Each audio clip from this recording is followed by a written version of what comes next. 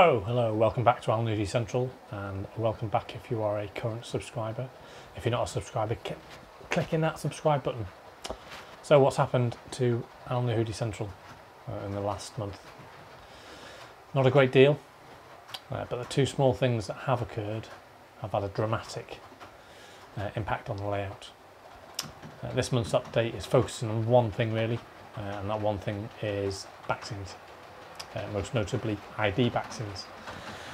Now there's a load of different Backscenes available to the modeler these days. However, upon viewing YouTube videos and seeing the look and the length which I required for one continuous section over the station area, ID Backscenes were the only manufacturer who supplied a Backscenes of that length that I required.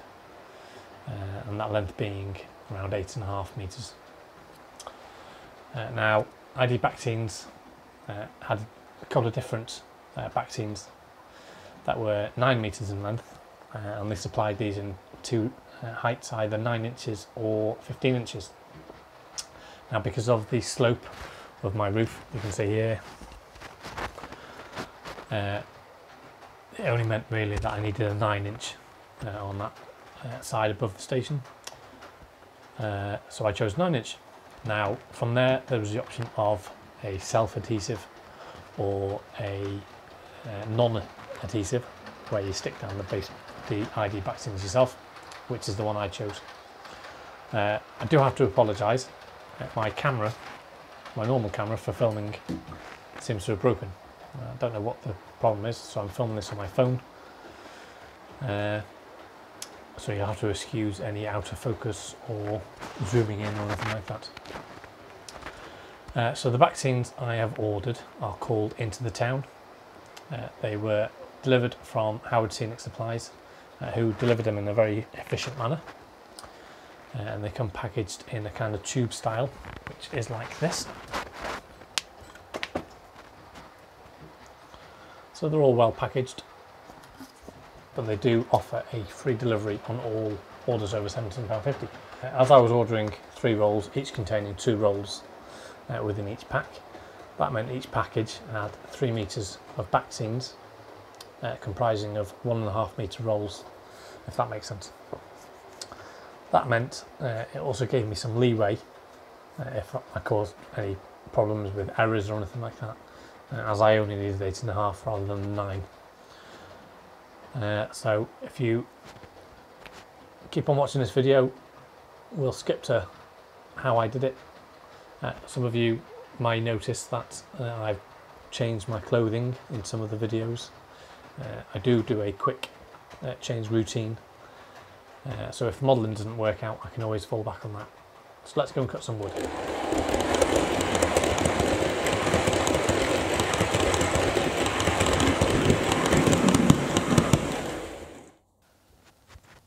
So this is the hardboard, which is in 8x4 sheets, hence why I'm using my patio table as a makeshift workbench.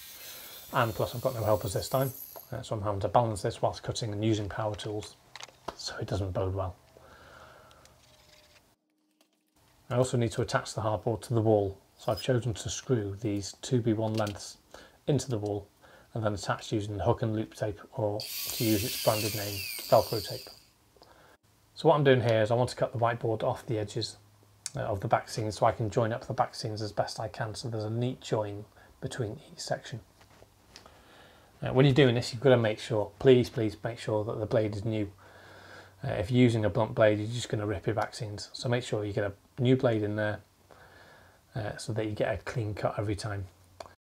So what have we got here? We've got some watered down PVA glue with a 50-50 mix of PVA and water, a wallpapering brush for spreading out the paper once you've glued it onto the hardboard, an edging roller to make sure those edges are pressed down hard, paintbrush, a Stanley knife, remember with new blades, a pair of scissors, a plastic spreader, again this spreads out the paper and eliminates most of the bubbles, and we've also got some double-sided tape. Now the key isn't applying a lot of glue, as the more glue you apply, the more chance of bubbles appearing later on. It's the same method of wallpapering, but using less glue than you would if you were applying wallpaper to a wall. Obviously, you would also be using wallpaper paste and not PVA. However, you do have to make sure that there is glue right up to the edge of the board. There are some times when I thought that the glue was right on the edge, but it was peeling back, like here, and not sticking. And I've had to use a small brush to shove more glue down under the paper to make it stuck properly. And that's when the edging roller comes into play.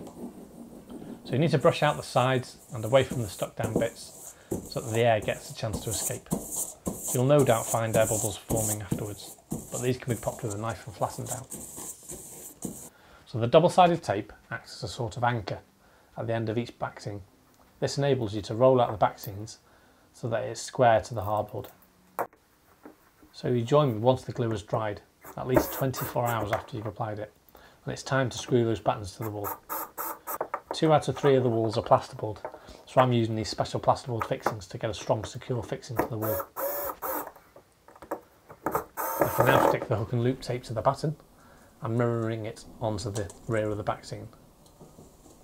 So I'm going to do this all the way along the sections, and hopefully you'll join me in a moment where the 3 walls will be adorned with some lovely back seams.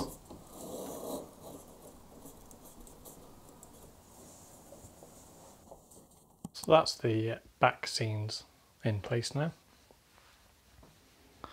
For a first attempt, I'm quite happy. There are a few joins which could be better, but overall I think the effect is quite good. One thing I do wonder about is the adhesive back seams, whether or not they are of a gloss finish. And obviously this is just paper. Whether I should spray the back seams with matte varnish or gloss varnish just to prolong their life. I might consider that. But they're in place. Obviously there's a join there. Some of the joints are quite good, but there's some obvious ones there.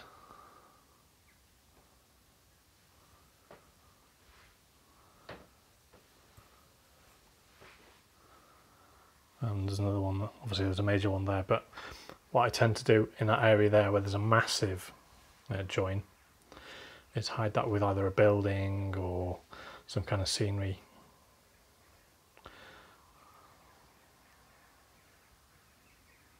And then it goes round to the viaduct area. So overall, ID Backscenes, they got a big thumbs up.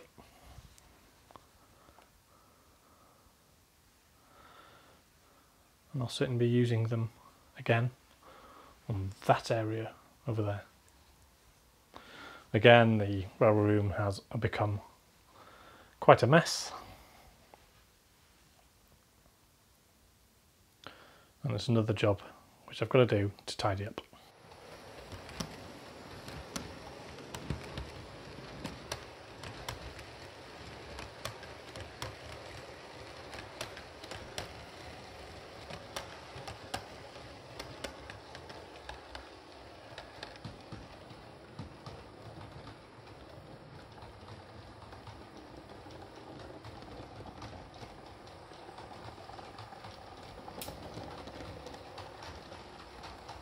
The other big change in the layout room, obviously one being the back scenes, even.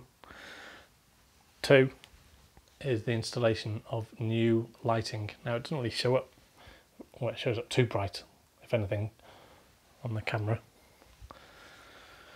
But this has been filmed at 9:30 at night, and I have installed, with the help of the father-in-law, 2 LED battens into the railway room. So whereas before we just had one single 7-watt LED bulb coming out of there, we've now got 2 22-watt LED battens,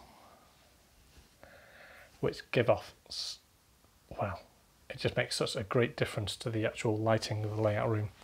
Whereas before I had to use some lamps, some tabletop lamps, namely that one, to come and light some of the area. Now well, I don't need that anymore, because mainly those lamps are just giving off such a great distribution of light, an even amount of light all the way across the whole room.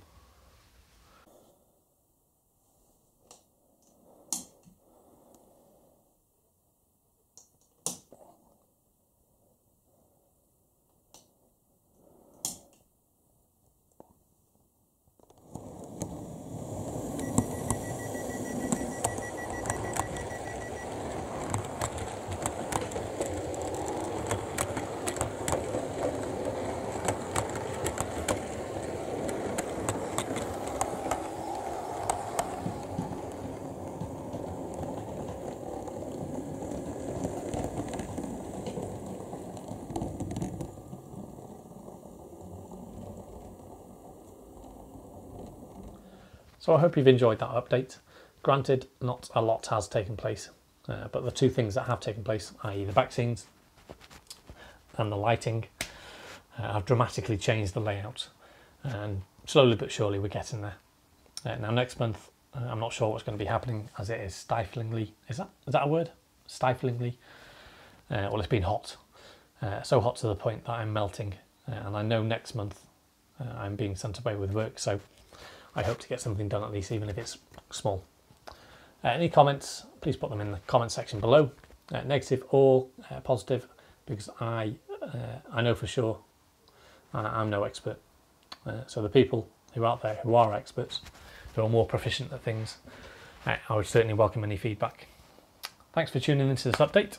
If you'd like to see more updates or videos, click that subscribe button, or you can take a browse of the previous videos, which will appear somewhere on the screen. Until next time, take care.